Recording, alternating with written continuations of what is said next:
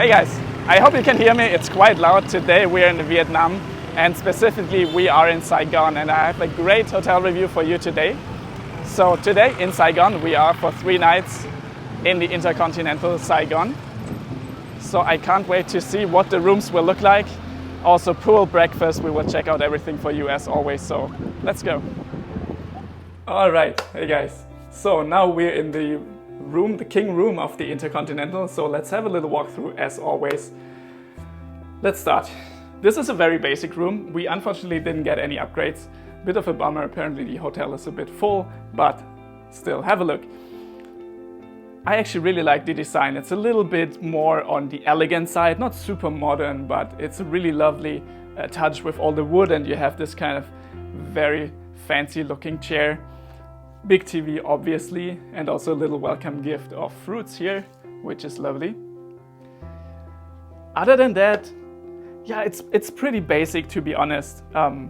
Not too much to discuss here. I think we can look at the view. Unfortunately, it's already nighttime, so I don't think we can see a lot.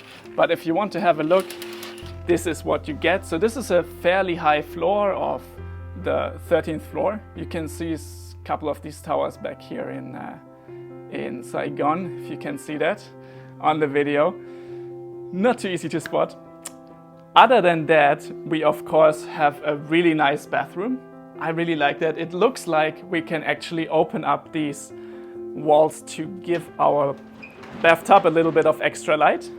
So you can see here the absolutely lovely bathtub. Fantastic. And you can also see the rest of the bathroom here, very light with these beige colors and the warm light. So overall quite nice, quite lovely. You have a big rain shower. You also have refillable shampoo and soap and conditioner bottles, so that's always a plus, always good. I also, by the way, love these armatures for the bathtub. I mean, just look at this. This is like an old-timey telephone. I hope it still works like a modern version, but it absolutely looks fantastic. So yeah, that's the room for now.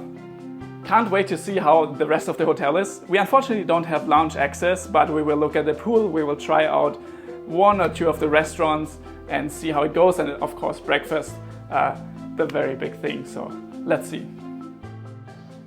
So here we are. The Intercontinental breakfast. I was quite impressed, I have to say. Just looking at the offering, I mean, I feel like at this point even budget hotels offer quite a wide range of items. But what I really want to highlight here is just that it felt like the items offered were quite high quality. And what I mean by that is, for example, here at the pastry section, you know, you actually had the feeling that they made them freshly in the morning, or that the juices were also freshly pressed and not just, you know, mixed up from some powder or whatnot. So to me, that's always a good sign. And to be honest, also something you would expect, of course. You can also see they have this first station where someone is at your disposal, basically making the traditional Vietnamese noodle soup, and it's absolute glorious in the morning. So yeah, overall super happy with the breakfast. Big thumbs up for the Intercontinental, can absolutely recommend it. So yeah, no complaints in that regard. All right, we're on day 2 now of our stay here. We're gonna be 3 nights in the Intercontinental. We had a little room upgrade yesterday night still, so I actually get to show you a different room. So why don't you come in?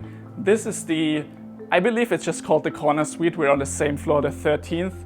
And I think the big difference, as you can hopefully see, are these 2 massive windows that actually overlook pretty much 180 degree over Saigon. This is quite nice actually. There are some drawbacks though. Most of the room characteristics are kind of the same with the other room. You get more light.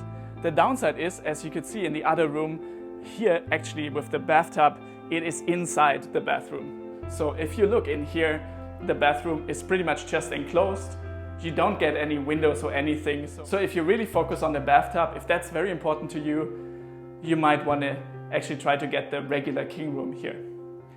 One other thing I want to mention is that actually the water pressure in the shower and also for the bathtub, it's not super high. I'm not sure if the hotel, is to blame here. This might just be something that It just happens in Saigon in general, but just something to note.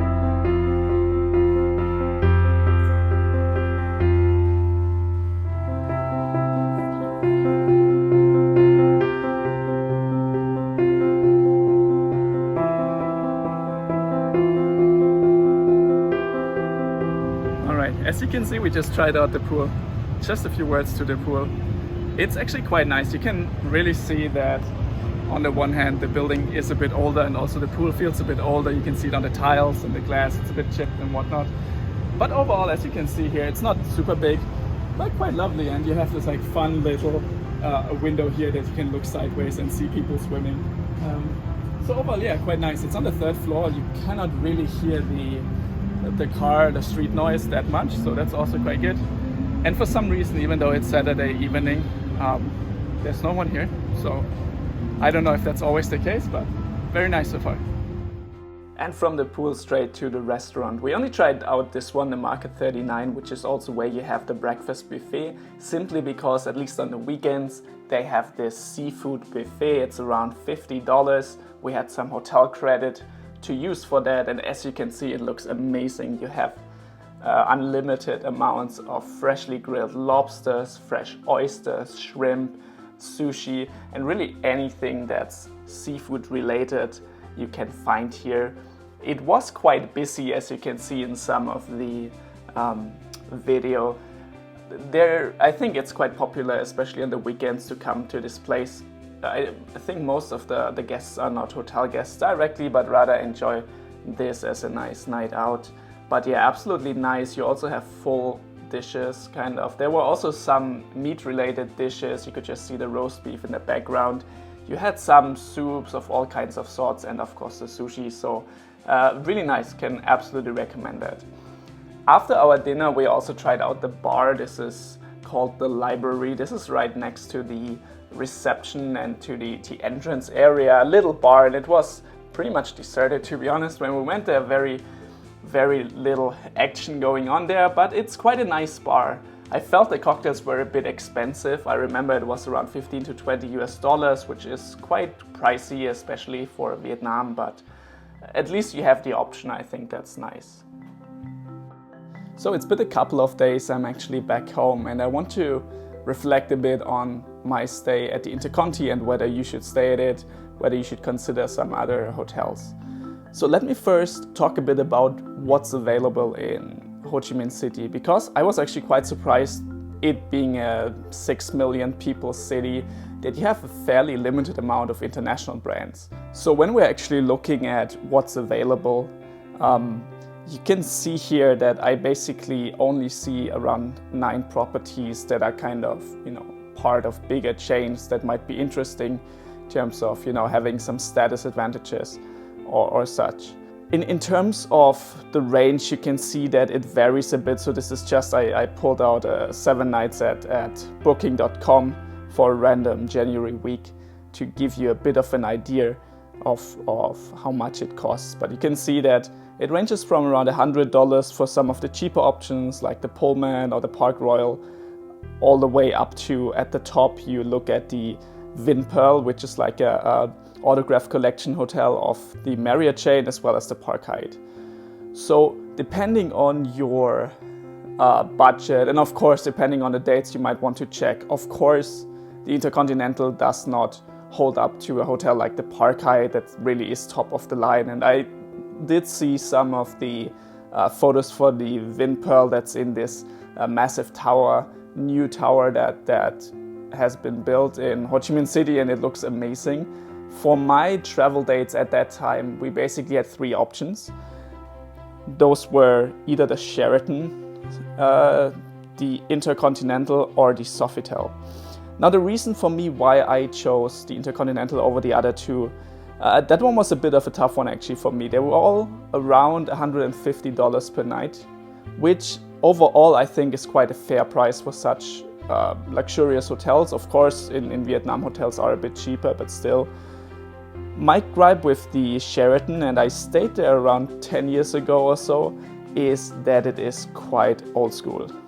It does look somewhat nice inside, as you can see here from the pictures, but I just didn't like how it looked from the outside, to be honest.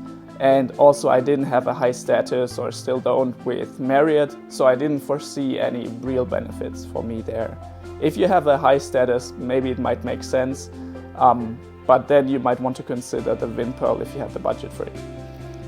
The Sofitel actually looks quite comparable to the Intercontinental, so if you are independent of any status offers, you might want to consider that one actually.